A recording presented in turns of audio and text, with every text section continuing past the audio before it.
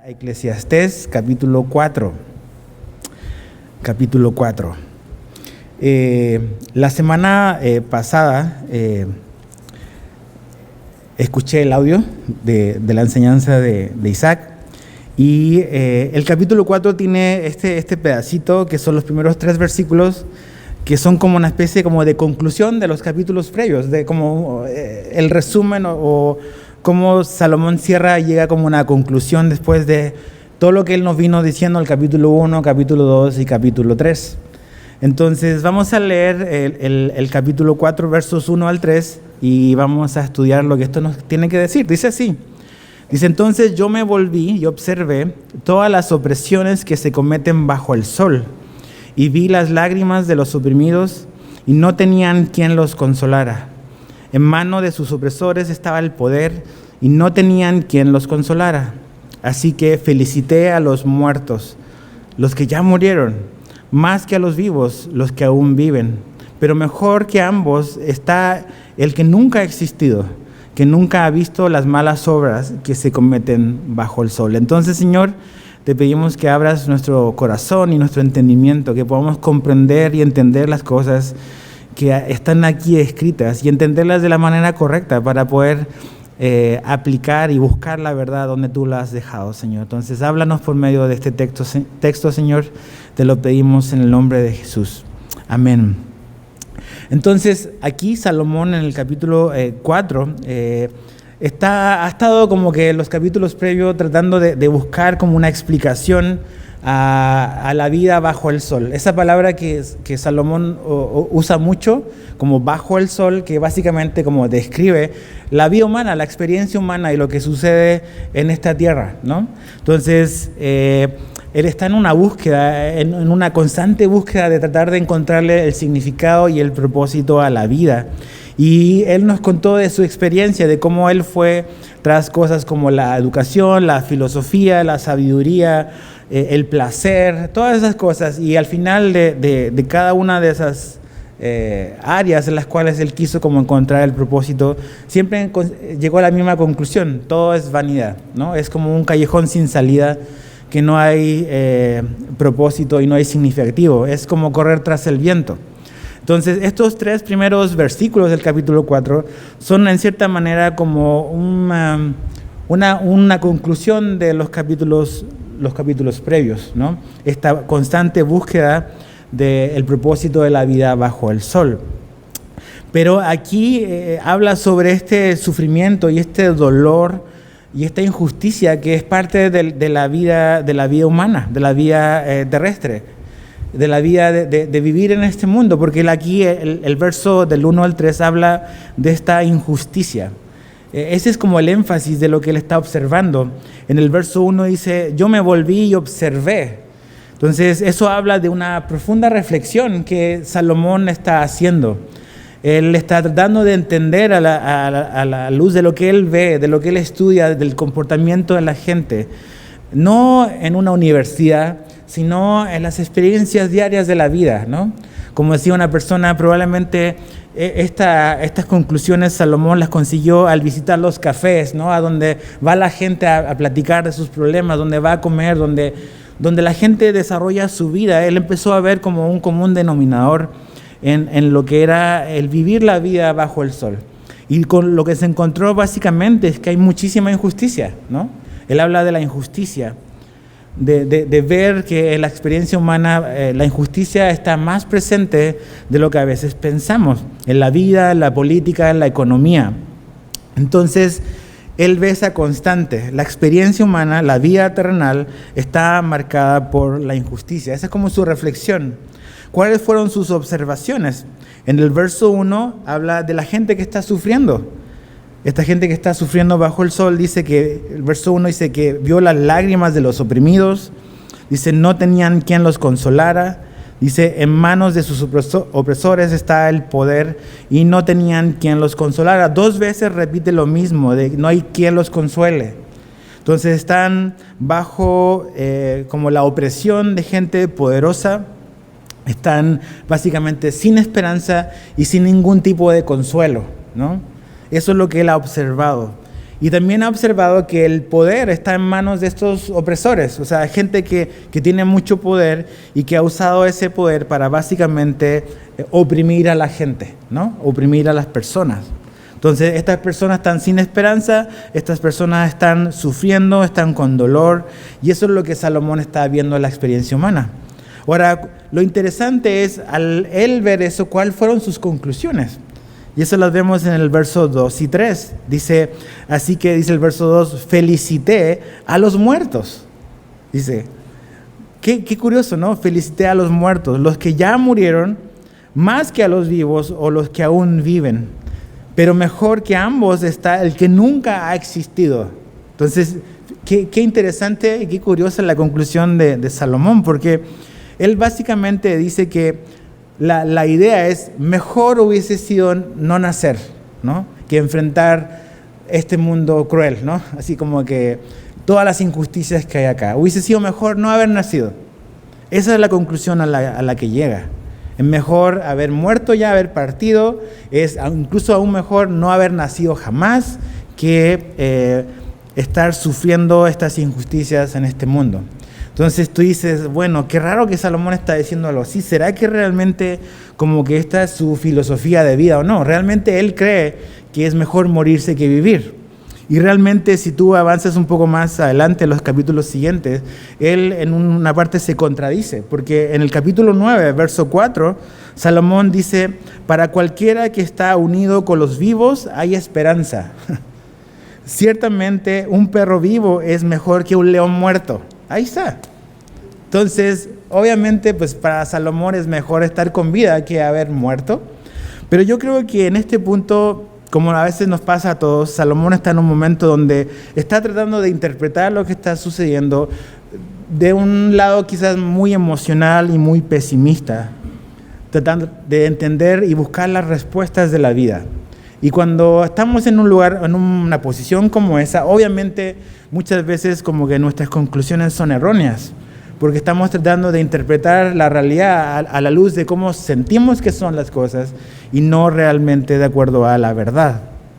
Entonces, dices, qué lúgubre es la conclusión de Salomón, qué gris, qué oscura, que él pueda afirmar que es mejor morir que estar con vida.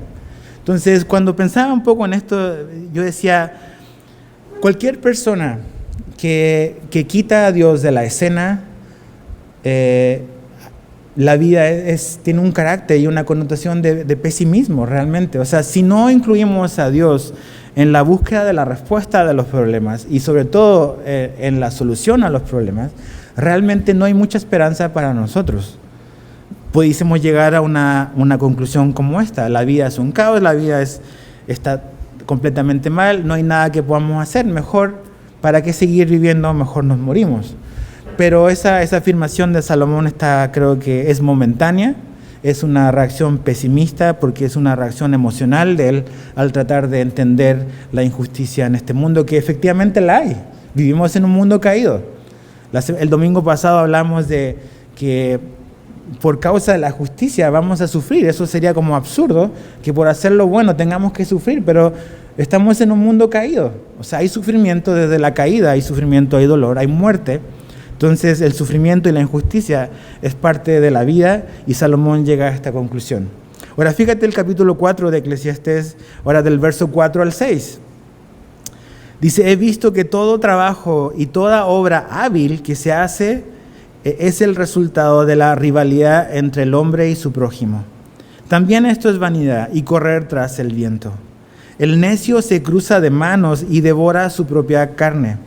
Dice, más vale una mano llena de descanso que 2 puños llenos de trabajo y correr tras el viento. Entonces aquí básicamente ahora Salomón, en su búsqueda del significado de la vida y del propósito, empieza a hablar básicamente de cómo él percibe el esfuerzo humano, el esfuerzo, el trabajar duro. Sus observaciones están en el verso 4 y en el 5, y básicamente en el verso 4 habla de que el trabajo duro, que está motivado por la competitividad, va a generar o va a despertar envidias, ¿no? O sea, de una persona que se está esforzando en su trabajo, por querer trabajar duro, por querer esforzarse, por querer tratar de salir adelante y trabajar arduamente, eso en lugar de a veces de despertar como que admiración, va a despertar envidia y rivalidad. Y es curioso, ¿verdad? O sea, y es muy cierto. O sea, una persona le empieza como que a destacar y aprovechar su tiempo de trabajar, empieza a progresar, le empieza a ir a bien. Y algunos, quizás pocos, como que lo verán con admiración, pero créeme que en automático eso también va a despertar muchísima envidia y rivalidad con otras personas. Y Salomón se da cuenta que eso es parte de la vida también, como diciendo, vale la pena realmente esforzarse tanto, ¿no? Si aún y que haces bien tu trabajo y trabajas duro, igual va a haber pleito, va a haber rivalidad con el prójimo, va a haber rivalidad en este mundo, ¿no? Entonces, como que él ve la vida desde una perspectiva bastante como que gris, ¿no? En este momento de su vida, al final de su vida. Y dice, el esfuerzo básicamente, si te esfuerzas, es lo mismo, todo es vanidad, es como correr tras el viento, no hay mayor diferencia. Te esfuerzas, trabajas, pero hay rivalidad, hay conflicto, hay problemas con las personas porque no te quieren y porque tienen envidia de ti. Ahora, creo que esto es importante también cuando habla de que el trabajo, como dice ahí, todo trabajo y toda obra hábil se hace o trae como resultado rivalidad. Creo que la filosofía no la filosofía, pero como el principio bíblico para nosotros como cristianos del Nuevo Testamento es que nuestro trabajo es una manera a través de la cual honramos a Dios. Nuestra manera en que ejercemos las habilidades y usamos los talentos que Dios nos ha dado en nuestro trabajo es una manera en la que honramos a Dios y Él es glorificado. Entonces nosotros debemos de tener siempre la actitud de dar lo mejor de nosotros en lugar de trabajo. Esforzarnos, trabajar duro para la gloria de Dios, ¿no? Ese debe ser nuestro motivo. Ahora, cuando trabajas duro y eres responsable, no tiene ningún problema en que seas recompensado por tu trabajo duro y que te vaya bien. Hay mucha gente que se esfuerza mucho y eso trae en cierta manera como bendición material a su vida porque han trabajado duro, porque se han esforzado. Nada de lo que ellos tienen se lo han regalado, lo han obtenido por ser responsables, por trabajar arduamente. Pero muchas veces,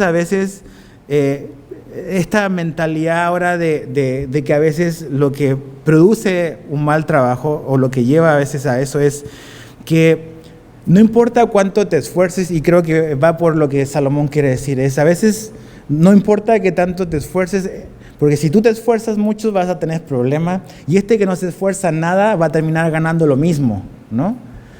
Y a veces es como la remuneración o la recompensa o el beneficio de una persona que se esfuerza en trabajar es a veces la misma de una persona que no quiere trabajar, que es un perezoso.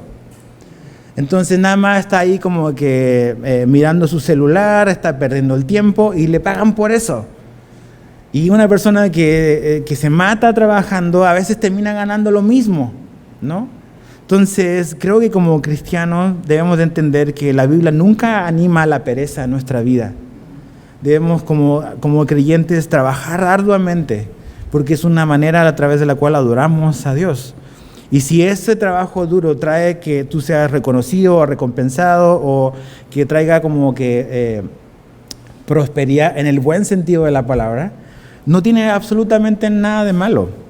Pero es a veces cuando están estas políticas, a veces económicas, de no importa cuánto te esfuerces, vas a ganar exactamente lo mismo. ¿Qué motivación y qué incentivo hay para hacer bien tu trabajo? Si finalmente no hay ninguna diferencia. Entonces, Salomón está diciendo, el que trabaja duro, igual genera problemas, ¿no? El que está de brazos cruzados dice, pues va a terminar devorando su propia carne, pero realmente a veces vale la pena de esforzarte más o no. Y creo que siempre va a valer la pena esforzarse, siempre va a valer la pena trabajar duro, glorificar a Dios a través del esfuerzo y de tu trabajo, ¿no? Mira lo que dice Proverbios, acompáñame al libro de Proverbios, capítulo 6, un libro que escribió el mismo Salomón, pero muchísimo tiempo antes, cuando era más joven. Proverbios capítulo 6, versos 6 al 11. Dice, ve, mira la hormiga, perezoso. Observa sus caminos y sé sabio, la cual sin tener jefe, ni oficial, ni señor, prepara en el verano su alimento y recoge en la cosecha su sustento. ¿Hasta cuándo, perezoso, estarás acostado? ¿Cuándo te levantarás de tu sueño? Un poco de dormir, un poco de dormitar, un poco de cruzar las manos para descansar, y vendrá tu pobreza como vagabundo y tu necesidad como un hombre armado. Entonces ahí está la instrucción y el consejo de Salomón para el perezoso. No podemos ser perezosos, debemos de esforzarnos, debemos de trabajar, debemos ser previsores, debemos de hacer nuestra parte, porque la pereza al final conduce a la ruina. Eso es lo que dice el verso 5, el que se cruza de manos y devora su propia carne. O sea, es tu destrucción, es tu ruina ser perezoso. No trae buenos dividendos. Entonces el esfuerzo es necesario y usar nuestro trabajo para glorificar a Dios es importante.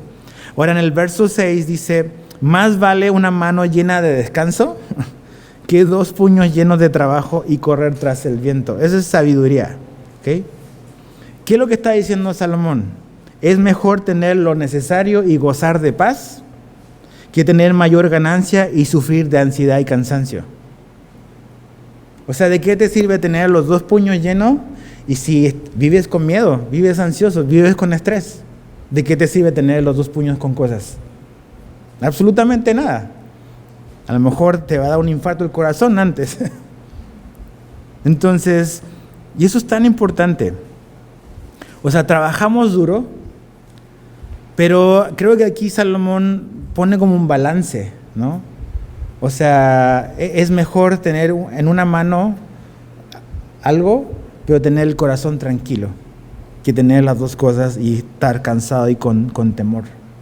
Vivimos en un mundo súper materialista, todos luchamos con eso, creo, donde básicamente nuestra identidad y cómo a veces se nos etiqueta depende mucho de lo que tenemos, de las cosas materiales, de los bienes que conseguimos, de dónde vives, en qué sector de la ciudad, qué cosas tienes, qué marcas usas, a qué colegios van tus hijos. Todo eso nos etiqueta y el mundo nos vende esas ideas. Pero mira lo que dijo Jesús en Mateo 6. Ve conmigo porque no va a aparecer en la pantalla. Es Mateo 6, verso 25 al 34. Tenemos que recordar constantemente estas palabras de Jesús. Dice, por esto les digo, verso 25 de Mateo 6, no se preocupen por su vida, qué comerán o qué beberán, ni por su cuerpo, qué vestirán. ¿No es la vida más que el alimento y el cuerpo más que la ropa? Es una pregunta retórica, pero Jesús está haciendo una afirmación. La vida es más que estas cosas.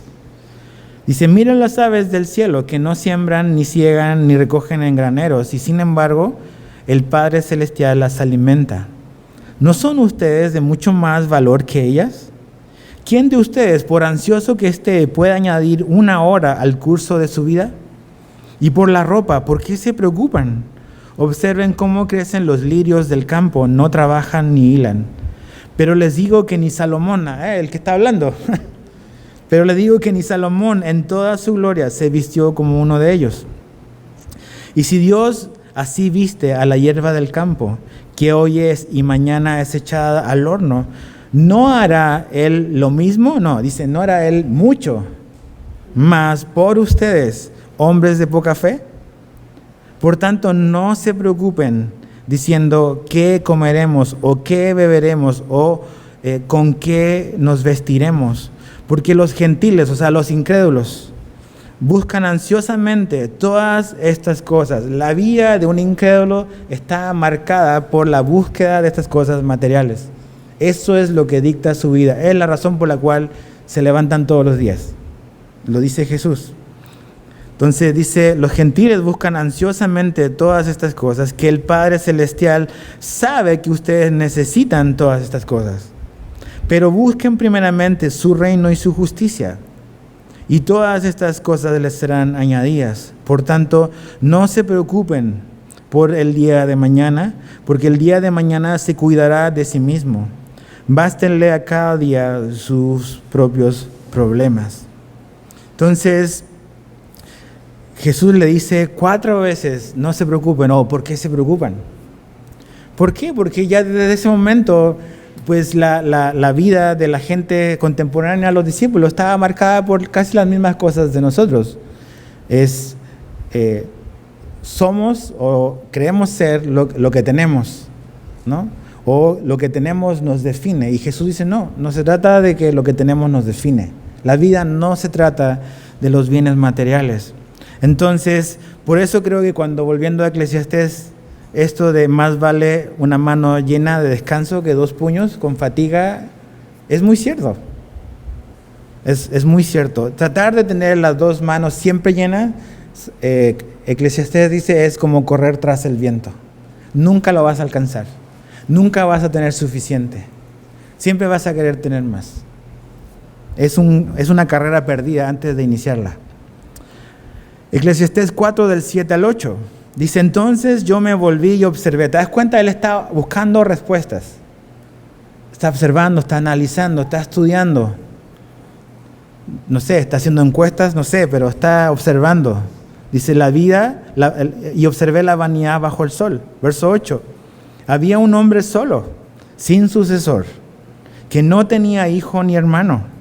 Sin embargo, no había fin a todo su trabajo. En verdad, sus ojos no se saciaban de las riquezas. Y nunca se preguntó, ¿para quién trabajo yo y privo a mi vida del placer? También esto es vanidad y tarea penosa. Aquí Salomón empieza a ver sus observaciones y a sacar sus conclusiones sobre la avaricia. La avaricia. Y la avaricia en este hombre que él grafica aquí lo llevó a la soledad. Está solo, es un hombre solo.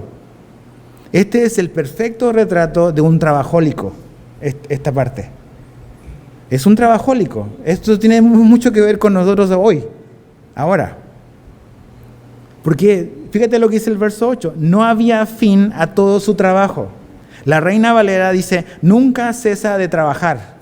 ¿A quién se parece? Es el hombre del siglo XXI y la mujer. Nunca cesa de trabajar. Entonces esto está bastante más directo para nosotros. Pero mira como que la tristeza y lo terrible de la vida de este hombre. No tiene familia. O sea, no tiene familia. Sin familia. O sea, este hombre está casado con su trabajo. Ese es su matrimonio, su trabajo. Es un hombre solo, dice aquí el verso 8.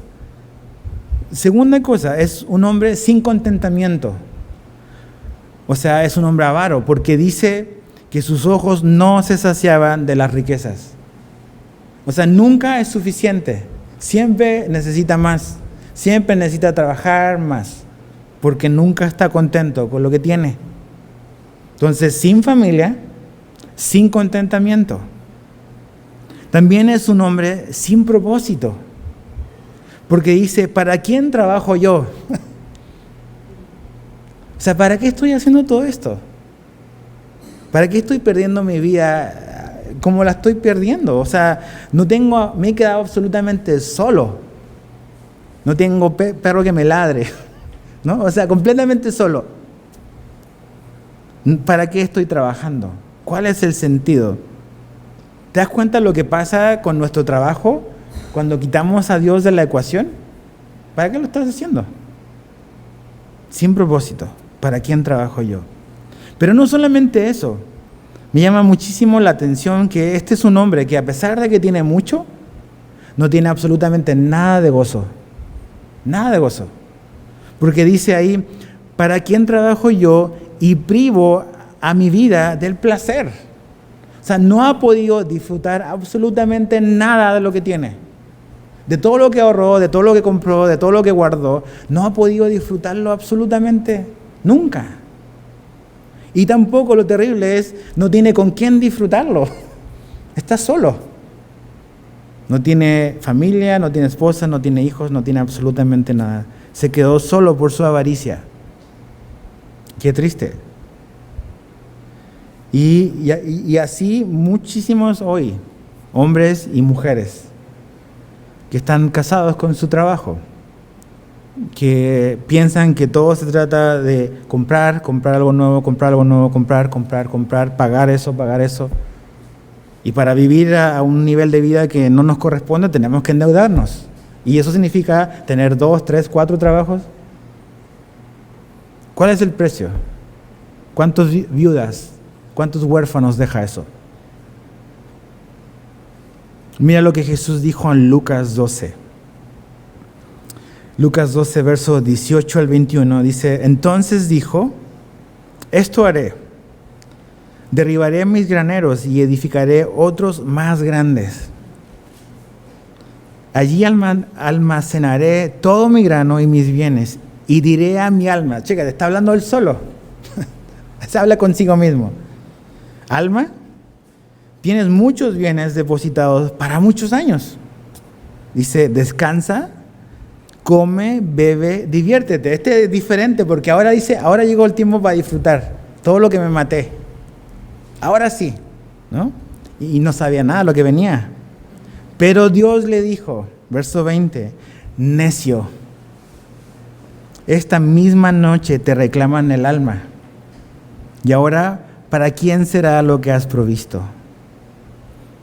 Ni tú lo vas a disfrutar y nadie, porque no tienes a nadie en tu vida. Dice el verso 21, así como este hombre, así es el que acumula tesoros para sí y no es rico para con Dios. ¿Ves? Hay una diferencia, puede ser rico para Dios y puede ser rico para con este mundo. El resultado es distinto. Entonces, volviendo ahí a Eclesiastés 4, qué terrible la vida de este hombre.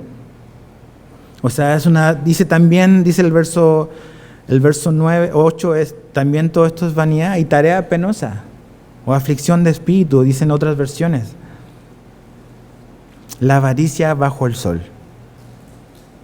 Verso 9 al 12 de Eclesiastés 4. Dicen, más valen dos que uno solo, pues tienen mejor pago por su trabajo. Porque si uno de ellos cae, el otro levantará a su compañero. Pero ay del que cae cuando no hay otro que lo levante. Además, si dos se acuestan juntos, se mantienen calientes, pero uno solo, ¿cómo se calentará? Y si alguien puede prevalecer contra el que está solo, dos lo resistirán. Un cordel de 3 hilos no se rompe fácilmente. Entonces aquí Salomón dice, mira, voy a hacer un contraste con el hombre anterior. El hombre anterior está solo. Y a pesar de que tiene muchos recursos, realmente no tiene con quién él va a disfrutar eso y no tiene a quién dejárselo tampoco.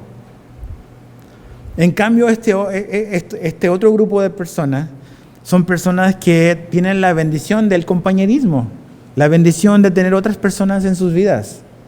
Gente con el cual tienen coinonía, tienen compañerismo, tienen comunión, tienen amistad, tienen hermandad.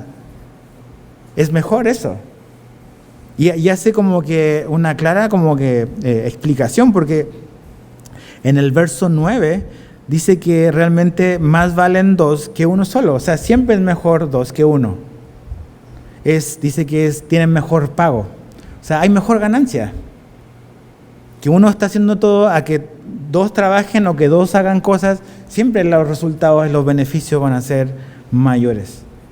También en el verso 10 dice que son mejor ayuda cuando hay dos que tú solo. Una mejor ayuda, porque si uno de ellos cae, el otro levantará a su compañero. Lo va a levantar. Si estás solo, ¿quién te va a levantar? Nadie. Dice que también hay un mejor calor, porque si uno tiene frío, el otro lo va a ayudar a tener calidez, verso 11.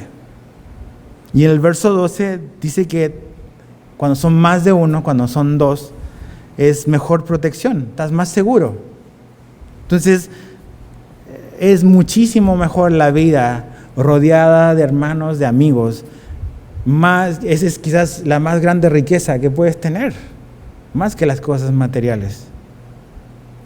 Un amigo a veces me decía, mira, no se trata tanto de lo que tienes, sino a quién conoces, me decía él.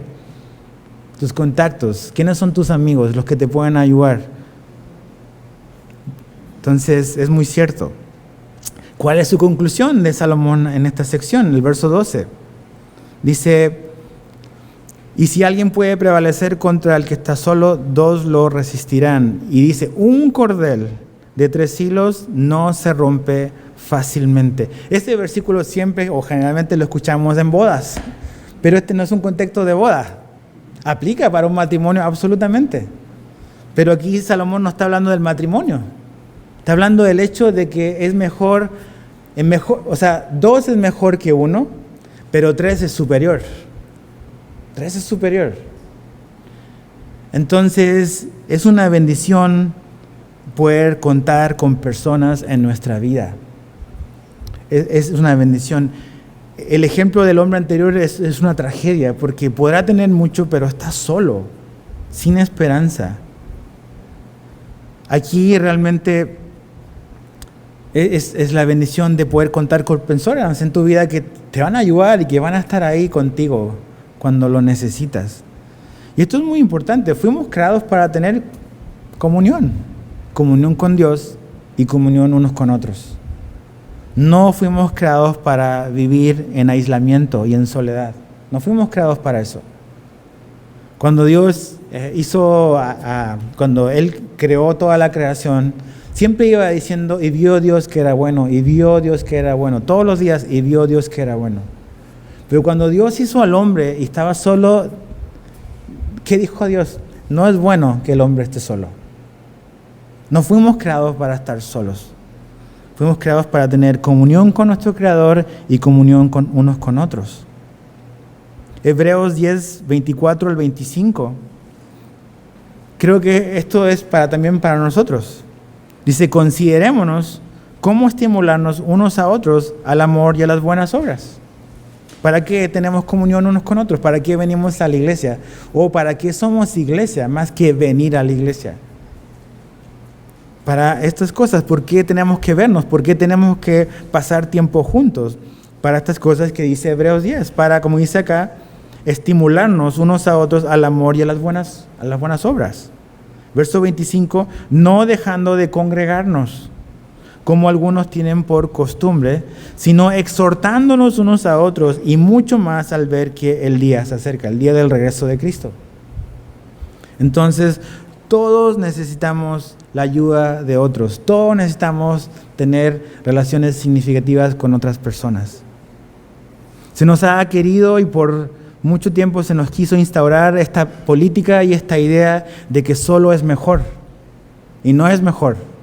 La Biblia dice lo contrario. Dios dice lo contrario. Dios dice que 2 es mejor que 1, pero 3 es superior a 2. Entonces no podemos estar aislados, familia. ¿Okay? O sea, no podemos seguir con ese chip que por casi 2 años se nos quiso como que meter a la fuerza de que estamos mejor solos, mejor aislados. No lo estamos. Necesitamos del compañerismo, necesitamos de hermanos, necesitamos de amigos en nuestra vida. Todos necesitamos la ayuda de otras personas. Mira lo que Pablo dice, acompáñame al libro de Gálatas, capítulo 6. Gálatas 6.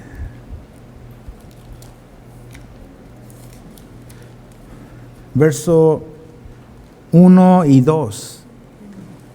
Dice, hermanos, aun si alguien es sorprendido en alguna falta, ustedes que son espirituales, restáurelo en un espíritu de mansedumbre, mirándote a ti mismo, no sea que tú también seas tentado.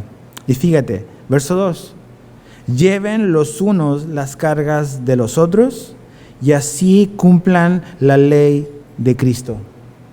Somos llamados a llevar las cargas los unos de los otros. Una vez aquí en la escuela con los niños, a ellos les tocó memorizarse todo el capítulo 6 de Gálatas. Y cuando estábamos viendo esa parte, yo les decía, mira, todos los días que tú vienes a la escuela, tu carga personal que solo tú puedes llevar es tu mochila. Esa es tu responsabilidad. Esa es tu carga. Pero a veces cuando hay actividades especiales, pues tienes que traer cosas extras aparte de tu mochila. Y ahí necesitas ayuda de papá y mamá para que te ayude a subir la escalera. Son cosas puntuales y esporádicas. Pero es tu responsabilidad todos los días cargar tu propia mochila y llevarla. Esa es tu carga. Lo que Pablo está diciéndonos acá es básicamente lo mismo. Hay cosas que Dios quiere que solo tú lleves. Son tus responsabilidades, son las mías. Dios no me ha llamado a mí, no nos ha llamado a ninguno de nosotros a llevar esas cargas que cada quien debe de llevar sus propias responsabilidades. Yo no puedo asumir la carga de un matrimonio ajeno al mío, de estar cargando lo que otro hombre o otra mujer debe estar asumiendo su responsabilidad. Pero sí podemos ayudar a las personas cuando ocurran situaciones no sobrenaturales, sino poco comunes, poco frecuentes, cosas difíciles, circunstancias que son inesperadas. Alguna enfermedad, algún problema, alguna crisis, algún dolor, una situación difícil, ahí donde somos llamados a llevar las cargas los unos de los otros. Pero no somos llamados a tomar las responsabilidades de otras personas. Eso es diferente. Entonces, cada quien debe aprender de cuál es la responsabilidad que Dios nos dio. Pero cuando vemos a alguien que está caído, a alguien que está sufriendo por algo que ha pasado, debemos de llevar esa carga, estar al lado y apoyarnos. Por eso es importante el compañerismo y la comunión, para conocernos, para saber con qué estamos luchando, cómo podemos orar, cómo podemos ayudar, cómo podemos servirnos unos a otros. Pero si estamos separados, ¿cómo vamos a conocer esas necesidades? Entonces, todos, absolutamente todos, incluido el pastor, necesita de otras personas, de la ayuda de otras personas en su vida. Nadie está exento de la comunión, de la hermandad, de la fraternidad. Nadie. De hecho, estar aislado es súper peligroso para nosotros. Es súper peligroso. Entonces, por eso dice acá, mejor es tres, un cordón de tres. Eso es lo que necesitamos. Necesitamos más personas en nuestra vida. Y cuánto mejor cuando tenemos a Jesús en nuestra vida, obviamente, ¿no? Ahora, versos 13 al 16 para terminar, de Eclesiastés 4. Dice, mejor es un joven pobre y sabio que un rey viejo y necio. Salomón ya está viejo y también un poco necio. Entonces, mejor es un joven pobre y sabio que un rey viejo y necio, que ya no sabe recibir consejos. Eso pasa cuando vamos envejeciéndonos. No queremos escuchar. Porque ha salido de la cárcel para reinar, aunque nació pobre en su reino. He visto a todos los vivientes bajo el sol apresurarse a ir junto al joven sucesor que lo reemplaza. No tenía fin la multitud de todos los que lo seguían, y ni aun los que vendrán después estarán contentos con él, pues también esto es vanidad y correr tras el viento. Dos cosas que aquí quiero que me llamaron mucho la atención, y es cuando dice, mejor es un joven pobre y sabio que un rey necio, un rey viejo y necio. Y pensaba en muchas veces en cuáles son los valores que esta cultura y que este mundo como admira y promociona.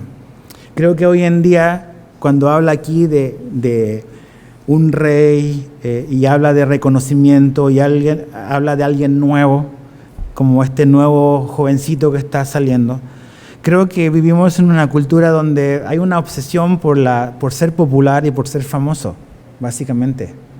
Ser popular y ser famoso. Vemos todos los días y conocemos de personas, los vemos en las redes sociales, los vemos por todas partes, de gente desconocida luchando por querer darse a conocer. Vemos gente luchando y obsesionada con pasar de ser desconocidos a ser influencers, por ejemplo. Por ser famosos, por ser conocidos, por que sepan quiénes son, dónde van, dónde comen, qué ropa visten, absolutamente todo eso. Hay como una constante búsqueda por tener más likes, más me gustan, más seguidores, porque el ser popular es lo que mueve a mucha gente hoy en día. Ese es el valor donde a veces se ponen todas las fichas. Entonces, en el joven, en la juventud, en lo nuevo, en lo popular, como este que va a ser popular, ya el viejito lo están dejando de lado. al rey viejo.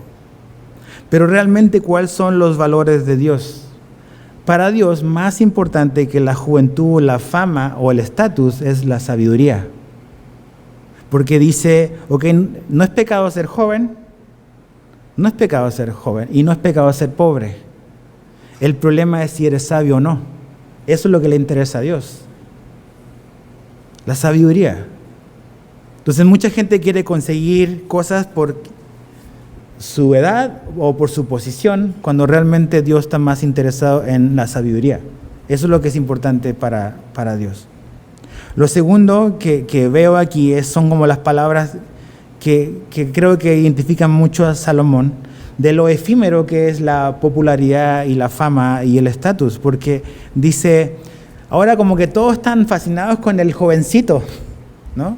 Y ya la fila es larga para ir a ver al jovencito. Ya como que el rey viejo como que ya no lo pelan mucho. Pero lo que me pasa a mí también le va a terminar pasando a él igual.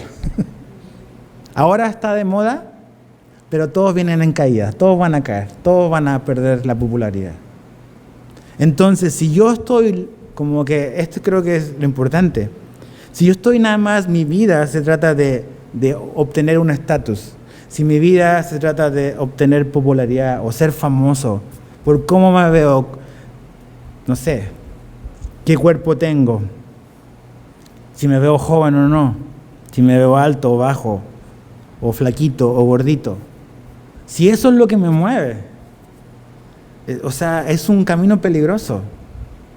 O sea, Salomón dice, un día estás aquí, pero al final todos vamos a estar en el mismo lugar. Nadie se va a acordar de ti. Y es un poco como gris, lo entiendo, pero pues, creo que es la verdad. O sea, ¿cómo se llamaba tu tatarabuelo? ¿Sabes su nombre? No muchos sabemos el nombre de eso, a lo mejor muy pocos. Eso prueba el punto, que vamos a pasar. Nadie se va a acordar de nosotros. Pero hay alguien que nunca se olvida de nosotros, y es Dios. Jesús nunca se olvida de nosotros. Para Jesús nunca dejamos de estar de moda, siempre nos va a amar con un amor, el mismo amor. La gente podrá como que abandonarte, la gente podrá perder el interés en ti, podrás quizás dejar de verte atractivo, interesante, la gente a lo mejor no va a querer escuchar más de ti, pero el que nunca nos va a abandonar es Jesús. Jesús. La popularidad viene y se va. La gente siempre va a estar buscando algo nuevo a lo que seguir, para después terminar abandonándolo igual. Porque está en esa constante búsqueda de un corazón insaciable por tratar de llenar el corazón con algo nuevo. Y si nuestro corazón no lo llena Dios, vamos a estar siempre en el mismo patrón. Ahora, pensando un poco en esto para concluir, pienso en la vida de Pablo, en su vida, cuando él dice en 2 Timoteo 4, versos 16 y 17, está al final de su vida, está a días, a horas, no sabemos, de ser ejecutado. Y él habla de un incidente en su vida que yo lo encuentro tremendo, porque si uno pensaría alguien popular y alguien famoso, el cual yo quisiera conocer, es al apóstol Pablo. Y yo hubiese hecho lo que hubiese podido para algún día ir a conocerlo. Uno nunca pensaría como que Pablo sería un personaje que perdió vigencia y nadie quiso estar con él. Y mira lo que dice en 2 Timoteo 4, 16 al 17. Dice, en mi primera defensa nadie estuvo a mi lado. O sea, no es cualquier hombre, es Pablo. Dice, nadie estuvo a mi lado, sino que todos me abandonaron. Todos perdieron el interés en Pablo, de repente. Dice, que no se les tenga en cuenta. Pero el Señor, ahí está. Pero el Señor estuvo conmigo y me fortaleció, a fin de que por mí se cumpliera cabalmente la proclamación del mensaje y que todos los gentiles oyeran, y fui librado de la boca del león. Interesante. Pablo, superapóstol, que tiene la mayoría de los escritos del Nuevo Testamento, que llevó el evangelio a todas partes. La gente perdió interés en él. Pero Pablo dice algo que nosotros tenemos que recordar, que creo que es lo que necesitamos sacar de Eclesiastés 4. Puedes pasar por momentos de popularidad, y si eso es lo que te va a motivar, estás yendo por un mal camino. Lo que realmente nos debe de interesar es que Dios siempre está con nosotros, que nunca nos va a abandonar, que nunca va a perder interés en nosotros. Y no es hacer esto como nosotros somos el centro, porque no lo somos. Nada más es ver la dimensión del amor y de la fidelidad del amor de Dios. Dios nos ha amado con un amor eterno. Entonces, como conclusión, no hay mayor ganancia, mayor ayuda, mayor calidez, mayor protección que la que encontramos en Jesús. En Efesios 2, 12 al 13 dice: recuerden que en ese tiempo ustedes estaban separados de Cristo, excluidos de la ciudadanía de Israel, extraños de los pactos de la promesa, sin tener esperanza y sin Dios en el mundo. Pero ahora, en Cristo Jesús, ustedes que en otro tiempo estaban lejos, han sido acercados por la sangre de Cristo. Si sacamos a Dios de nuestra vida, si quitamos a Dios de la ecuación, vamos a llegar a las conclusiones de las cuales Salomón llegó acá. O sea, lo que le da propósito y lo que le da significado a nuestra vida es nuestra relación con Dios. Ni el trabajo arduo, que es bueno, ni el tener muchos amigos, que es bueno, ni todas las cosas que a lo mejor Salomón halaga aquí, que son buenas, podrán tampoco llenar nuestro corazón. Son bendiciones, pero finalmente seguimos estando necesitados de nuestro Creador, de Dios. Por eso me encanta cuando dice: ustedes eran todos, estaban lejos, eran extraños, no tenían ni querían saber nada de Dios, pero ahora en Cristo Jesús su vida cambió. Nuestra vida cambió. La vida solo tiene propósito con y en Jesús. Ahí está el propósito. Todo lo demás es correr tras el viento.